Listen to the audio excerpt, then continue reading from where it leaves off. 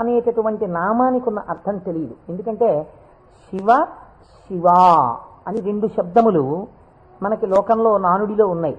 శివ అంటే శంకరుడు, శివ అంటే పార్వతీదేవి, ఆయన యొక్క శక్తి స్వరూపం.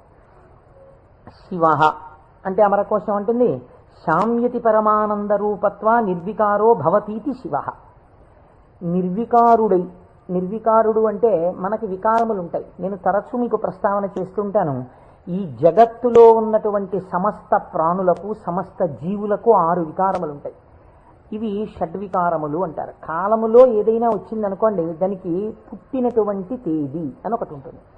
పుట్టిన తేదీ అన్నది పడినది అంటే మీరు ఒకటి గుర్తుపెట్టుకోవాలి, అది షడ్వికారములకు లోనైపోతుంది. ఈ భావన మీ మనస్సులో బాగా రూఢమైందనుకోండి, బాగా పూనుకుందనుకోండి, అసలు సగానికి సగం లోకం పట్ల ఉండేటటువంటి తాదాత్మ్యత తగ్గిపోతుంది.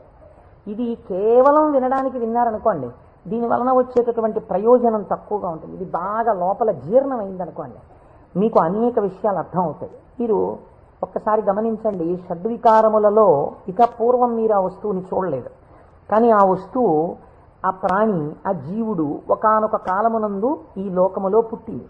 కాబట్టి ఇప్పుడు దానికి జన్మము అన్న తేదీ ఒకటి వచ్చింది కాలంలో.